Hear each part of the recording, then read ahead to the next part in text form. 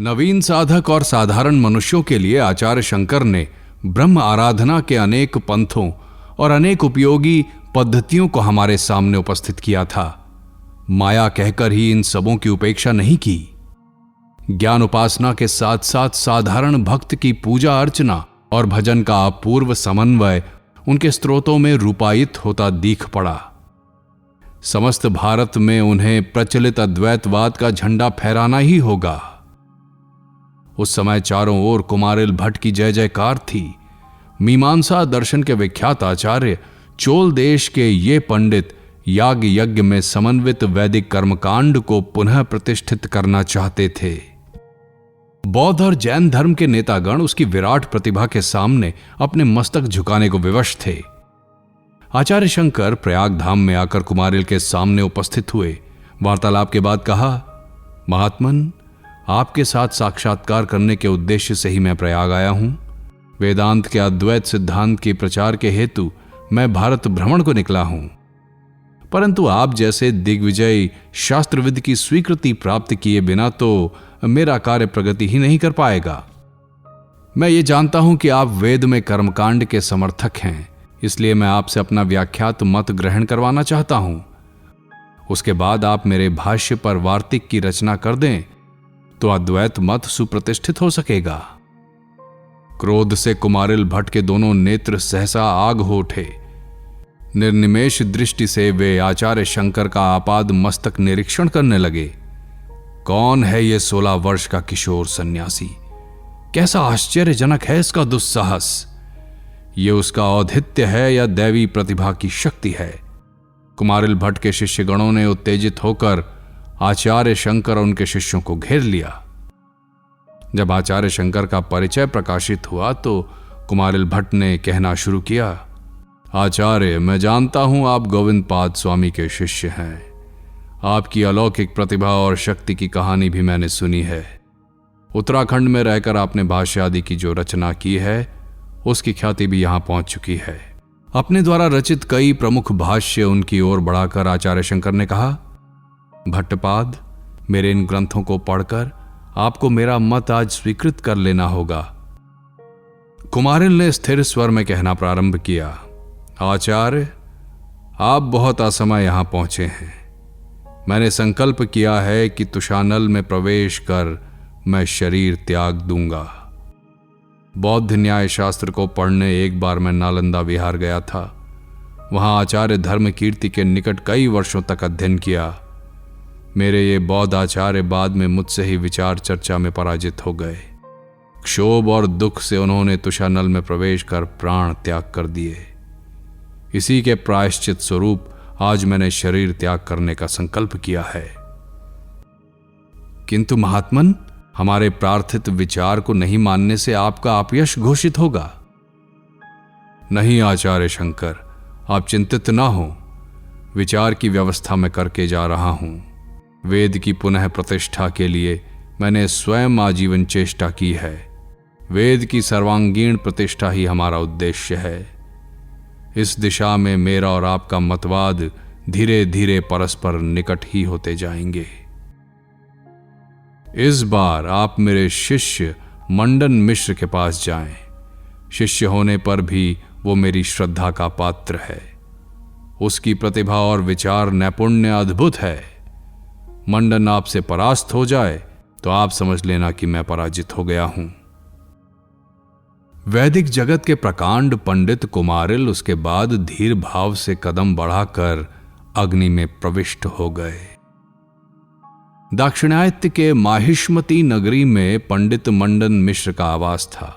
वेद की विद्या में मंडन मिश्र का प्रतिद्वंदी कोई न था। प्रसिद्ध याज्ञिक और धर्मगुरु के रूप में उनके प्रभाव और ऐश्वर्य की सीमा नहीं थी।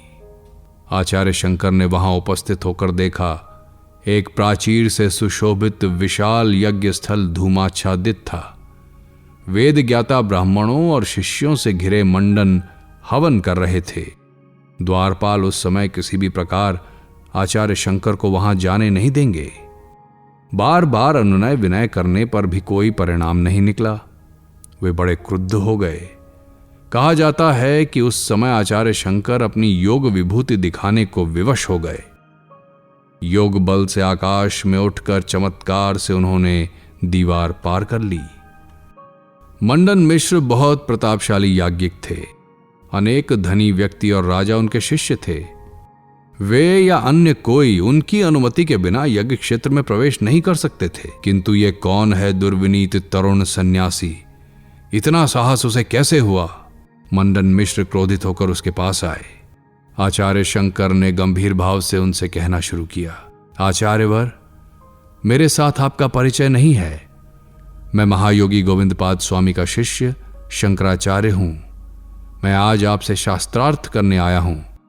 आपके गुरु महापाद कुमारिल भट्ट के साथ मैं शास्त्रार्थ पे चर्चा करने गया था, किंतु यह सुयोग मुझे नहीं मिला।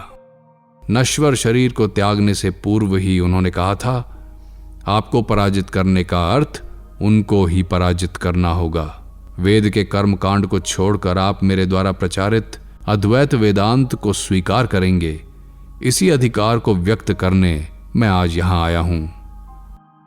विस्मित और क्रुद्ध मंडन मिश्र एकटक उन्हें देखने लगे और विचार करने लगे, ये नवीन सन्यासी जानता नहीं है कि वो किसके साथ बात कर रहा है। परंतु मंडन मिश्र को अपनी भूल के सुधारने में उस दिन देर नहीं लगी। थोड़ी बातें करने के बाद ही वे समझ गए कि वो किशोर कोई साधारण व्यक्ति नहीं था, वो तो अलौकिक शक्ति से युक्त एक महापुरुष था। इसके उपरांत उसके आह्वान को सुनकर तर्क युद्ध में उतरने के अलावा कोई उपाय नहीं था। मंडन ने कहा, यतिवर, शास्त्रार्थ के लिए आह्वान मैं स्वीकार करता हूं, परंतु जो पराजित हो जाएगा उसे क्या सजा मिलेगी ये पहले ही निश्चित हो जाना चाहिए। आचार्य शंकर ने इस पर कहा, आचार्य, मेरी शर्त है कि इस शास्त्रार्थ में जो हारेगा उसे अपने विरोधी का शिष्यत्व स्वीकार करना होगा। हार जाने पर आप मुझे अपना गुरु स्वीकार करेंगे। गृहस्थाश्रम धर्म को छोड़कर संन्यास लेना होगा, और यदि मैं हार गया तो आपका शिष्यत्व स्वीकार कर लूंगा और सदा के लिए ये दंड कमंडलू त्याग दूंगा। उत्तम बात है, परंतु अब यह निश्चित करें कि इस शास्त्रार्थ की मध्यस्थता कौन करेगा। आचार्यवर, अनेक स्थानों पर आपकी पत्नी उभय भारती देवी की ख्याति की कथा सुनता आया हूं। इस विचार सभा का नेतृत्व करती हुई वही हम लोगों की हार जीत का निर्णय करेंगी। इस प्रस्ताव पर आप पुनः विचार कर देखें। उभय भारती मेरी पत्नी है, उससे सुविचार की आशा के प्रति आप इतना निश्चिंत कैसे हैं?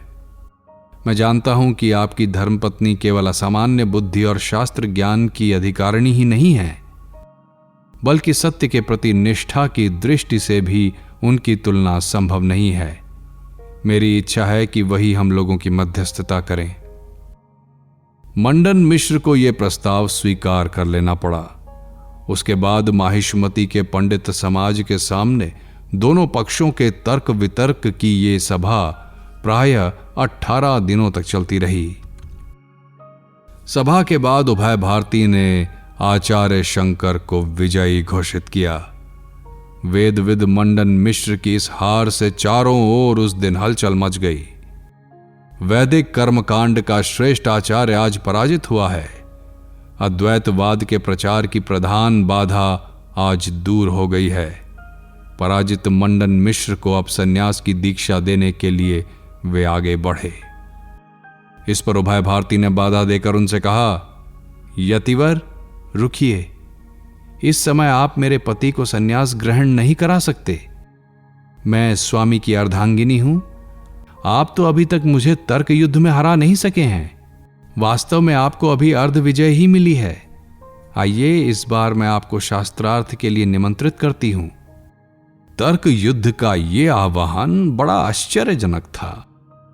ये युक्ति संगत हो या ना हो, आचार्य शंकर इनकार नहीं कर सके। उभय भारती को परास्त कर केवल मंडन के घर पर नहीं बल्कि संपूर्ण दक्षिण प्रदेश में वे वेदांत की विजय पताका फहराना चाहते थे। उत्तर में आचार्य ने कहा, आचार्य पत्नी, आपका आह्वान मैं स्वीकार करता हूं, किंतु किस शास्त्र पर चर्चा होगी ये आप ही तय कीजिए। उभय भारती ने कहा, यतिवर, हम लोगों का ये तर्क युद्ध काम शास्त्र के विषय में होगा। आचार्य शंकर चौंक गए। ये क्या बात हुई? विशाल शास्त्र सागर की तुलना में ये कूप जल कैसा? इसके अलावा उन्होंने जन्म भर ब्रह्मचर्य व्रत और संन्यास व्रत का पालन किया। अंतिम समय में क्या उनको कामशास्त्र के विचार संघर्ष में उतरना होगा? उनके लिए तो यह बड़ा कठिन कार्य था। मन में दुख का अनुभव किए बिना नहीं रह सके। अनुनय के साथ उन्होंने कहा, देवी, मेरा एकमात्र अनुरोध है कि आप दया करके इस विषय को छोड़कर अन्य किसी विषय पर तर्क कीजिए। इस पर उभय भारती ने कहा, सर्वशास्त्रविद और महाज्ञानी के रूप में आपकी प्रसिद्धि है, तब हमारे द्वारा उपस्थापित काम शास्त्र का यह विषय आपके ज्ञान से बाहर कैसे हुआ? इसके अलावा आप ब्रह्मविद्ध हैं। इसके बारे में आलोचना करने में आपको शंका क्यों हो रही है? और भी एक बात है, हमारे स्वामी पूर्व शर्त के अनुसार आज से संन्यास ग्रहण करने जा रहे हैं। उसके पहले मैं परीक्षा करना चाहती हूं कि आपके ज्ञान की परिधि क्या है और आपके योग का सामर्थ्य कितना है। इस प्रतिद्वंद्वी नारी का आह्वान आचार्य शंकर को ग्रहण करना ही पड़ा। तैयारी के लिए 1 महीने का समय लेकर वे विदा हो गए।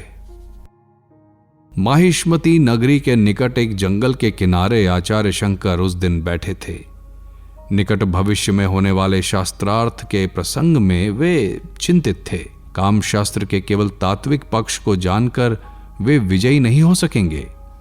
इस शास्त्र के व्यवहारिक पक्ष के बारे में वे पूर्णतः अनभिज्ञ थे। प्रत्यक्ष अनुभूति और ज्ञान के बिना वे इस प्रतिभाशालिनी नारी के समक्ष कितने क्षण टिक सकेंगे? वे आजन्म ब्रह्मचारी थे। इस कार्य में समर्थ होने का उपाय एक ही था, और वो था किसी दूसरे के शरीर में प्रवेश करना और उसके शरीर के माध्यम से इस तत्व के व्यवहारिक पक्ष को जानना। परंतु इसके लिए सुंदर अवसर कहां? ईश्वर के विधान से शीघ्र ही एक अपूर्व अवसर उपस्थित हुआ। संवाद मिला कि निकट ही जंगल में एक शव संस्कार का आयोजन हो रहा है। शव एक तरुण राजा का था जिसका नाम था अमरूक। आचार्य ने उसी समय निश्चित किया कि इस अवसर को छोड़ने से काम नहीं चलेगा। गहन जंगल के बीच एक पहाड़ था। उसकी एक एकांत गुफा में जाकर शिष्यों से उन्होंने कहा, उभया भारती के अहंकार को नष्ट किए बिना हम लोगों का व्रत असमाप्त रह जाएगा। मैं अभी योग बल से उस मृत राजा के शरीर में प्रवेश करता हूं। 1 महीना समाप्त होने के पहले ही मैं अपनी देह में वापस आ जाऊंगा। तुम लोग इस परित्यक्त शरीर की सतर्क भाव से निगरानी रखना। इस गुप्त स्थान का पता किसी को न चले। कोई आदमी इस शरीर को स्पर्श भी ना करे। इधर राजा के शव संस्कार की तैयारी पूरी हो चुकी थी। ढेर के ढेर चंदन की लकड़ी और घी लाकर जमा किया गया था। मंत्री और पुरोहित गण अनुष्ठानिक कर्म में व्यस्त थे। अचानक अर्थी डोलने लगी। देखा गया कि मृत राजा धीरे धीरे आंखें खोलने लगा है। इस दृश्य को देखकर सभी के विस्मय की सीमा नहीं रही। राजा अमरूक की देह में प्राणों का संचार हो गया। वस्त्रों के आभरण और फूलों की माला को हटाकर वे उठ बैठे। दैव कृपा से राजा जीवित हो गए। आत्मीय स्वजन और अनुचरों के आनंद की सीमा नहीं रही। गाजे बाजे के साथ पूरी सजावट से उसे राजमहल ले आया गया। किंतु केवल जीवित ही नहीं हुए, राजा जैसे एक नए मनुष्य बनकर आ गए थे। पहले की तरह राजसी मनोवृत्ति अब नहीं रही। भोग विलास एवं व्यसन के सामने आते ही वे जैसे संकुचित हो जाते थे। राजकार्य में बुद्धिमत्ता और ज्ञान का प्रकाश देखा जाता था, परंतु कूट कुशल राजा का और कोई चिन्ह नहीं रह गया था। रानी के मन में संदेह उत्पन्न हुआ। राजा के मृत शरीर में योग विभूति संपन्न किसी महायोगी ने तो प्रवेश नहीं किया है। राजमंत्री के मन में भी ऐसी चिंता उत्पन्न हुए बिना नहीं रही। इसके बाद रानी और मंत्री ने मिलकर निश्चय किया कि सूक्ष्म लोकचारी जो कोई भी योगी या सन्यासी इस शरीर में आ गया है, उसे फिर वापस जाने नहीं दिया जाएगा। जिस किसी भी उपाय से राजा को जीवित रखना ही पड़ेगा। मंत्री प्रवीण और चतुर्बुद्धि का था। उसका विश्वास था कि दूसरे के शरीर में प्रवेश करने में समर्थ योगी का अपना शरीर निश्चय ही किसी एकांत स्थान में सुरक्षित है।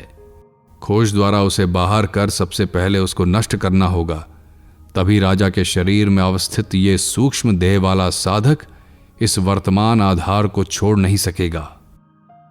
चारों ओर कठोर आदेश दिया गया कि किसी योगी या सन्यासी के शव को देखते ही उसे जला दिया जाए। राजा के अनुचर सब जगह खोजने निकले।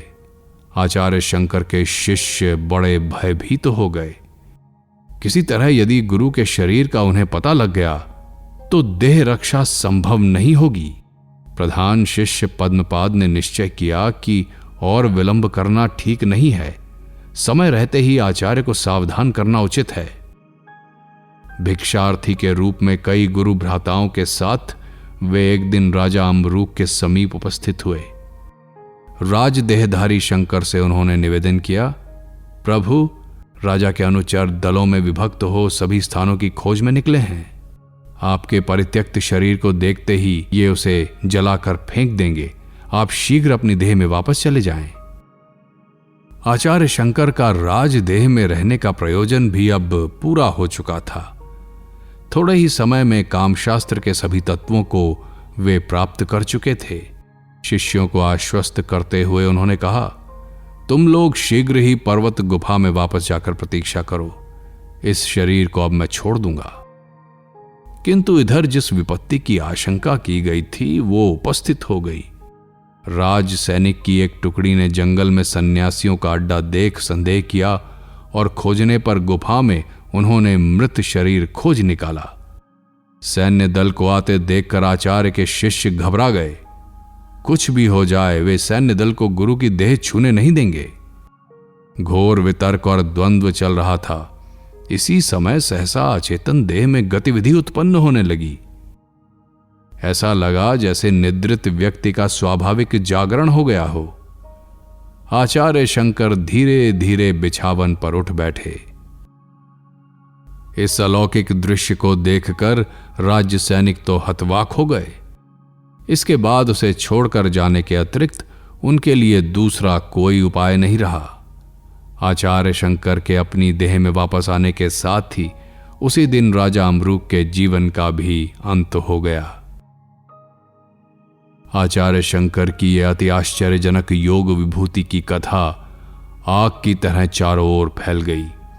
माहिष्मती नगरी में भी इसने कम हलचल नहीं मचाई। अब आचार्य शंकर मंडन मिश्र के घर उपस्थित हुए। उभय भारती देवी के साथ तर्क युद्ध के लिए इस बार वे पूर्ण तैयार होकर आए थे। मंडन पत्नी को बड़ा भय हुआ। आचार्य शंकर काम शास्त्र में सुपंडित होकर वापस आए थे, अब तो उनको हराना संभव नहीं। इसके अलावा अलौकिक शक्तिधर इस किशोर सन्यासी के स्वरूप को समझना अब उसके लिए बाकी नहीं था। ईश्वर प्रेरित युगाचार्य के रूप में उनका आविर्भाव हुआ था और सर्वत्र अपराजेय थे, ये बात स्पष्ट हो गई। उभय भारती ने इस बार हाथ जोड़कर अपनी हार मान ली। कहा जाता है कि इसके कुछ समय बाद ही इस महीयसी महिला ने भी योग बल से क्षणिक देह का परित्याग कर दिया। आचार्य शंकर को गुरु रूप में वर्ण कर मंडन मिश्र ने उनसे संन्यास व्रत ग्रहण किया। अब उनका नाम पड़ा सुरेश्वराचार्य। भारत के अन्यतम श्रेष्ठ वैदांतिक के रूप में उनका अभ्युदय हुआ। मंडन मिश्र के इस पराजय और शिष्यत्व ग्रहण का फल उस दिन सुदूर व्यापी हुए बिना नहीं रहा। केवल माहिष्मती ही नहीं, समस्त दक्षिणायत्य के पंडित समाज में अद्वैत वेदांत का प्रभाव शीघ्र ही विस्तारित हो गया। वेद कर्मकांड के बदले ज्ञान मार्गी शास्त्र और साधना की धारा नवीन रूप से प्रवाहित हो उठी। अद्वैतवाद के प्रचार के लिए आचार्य शंकर ने अब नासिक और पंढरपुर अंचल का परिभ्रमण किया। उसके बाद दिग्विजयी आचार्य के रूप में श्रीशैल पर आकर वे उपनीत हुए।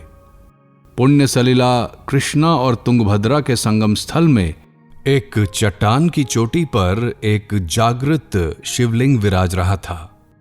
पौराणिक काल से ही इसकी प्रसिद्धि मल्लिकार्जुन नाम से थी। इसी शिला प्रतीक को केंद्र बनाकर अनेक शाक्त, शैव और कापालिक साधक यहां तपस्यारत रहते थे। शक्तिधर आचार्य शंकर के सामने इनमें से अनेक को अपनी हीनता स्वीकार करनी पड़ी। उग्र भैरव नामक एक प्रवीण कापालिक यहां साधना करते थे। इस क्षेत्र में उनके शिष्यों और अनुचरों की संख्या कम नहीं थी। आचार्य शंकर के वेदांतवाद के वे घोर विरोधी थे। उग्र भैरव के अनुयायी एक राजा के निकट ही रहते थे। उनका नाम क्रकच था। दोनों ने मिलकर षड्यंत्र किया।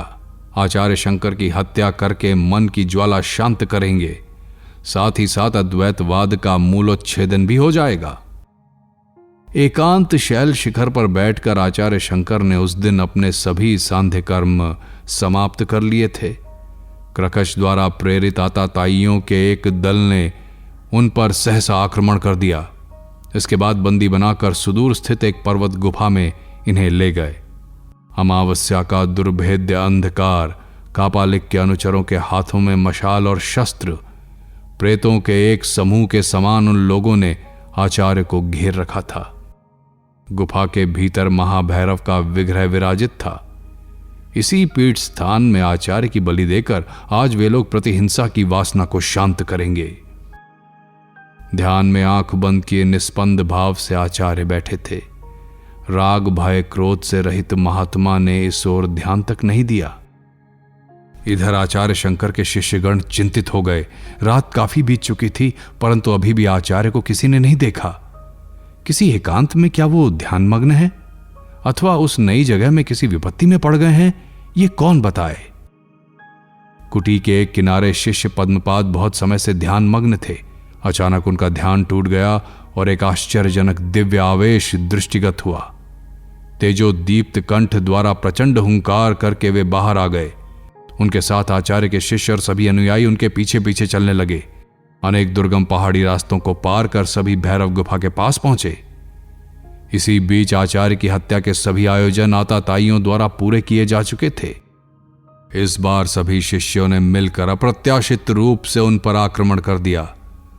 पद्मपाद एक हुंकार भरकर क्षण भर में कापालिकों के बीच कूद पड़े। सामने ही एक सुदूर चर्चित बड़ी तलवार सुरक्षित पड़ी थी। आचार्य शंकर के वध के लिए लाकर रखी गई थी। पद्मपाद ने इसी तलवार को कापालिकों के गुरु के गले पर जोर से चला दिया। उग्र भैरव छिन्न मस्तक हो भूमि पर गिर पड़ा। उनके अनुयायी आक्रमण के डर से भाग खड़े हुए। पद्मपाद की उस दिन वाली भावोन्मत्ता देखकर सभी आश्चर्यचकित हो उठे। बाद में सुना गया कि अपनी साधना जीवन के प्रारंभ में ही वे एक बार नरसिंह देव की आराधना में रत हुए थे। शीघ्र ही उन्हें सिद्धि लाभ भी हुआ था। इसी समय उन्होंने वर प्राप्त किया था कि जिस किसी संकट में वे पड़ेंगे, नरसिंह देव उनकी रक्षा के रूप में उनके आगे उपस्थित होंगे। गुरुदेव के संकट के समय इसी से उनमें नरसिंह देव का आवेश हुआ था। तत्पश्चात अपने शिष्यों और पार्षदों के साथ आचार्य शंकर गोकर्ण के लिए प्रस्थान कर गए।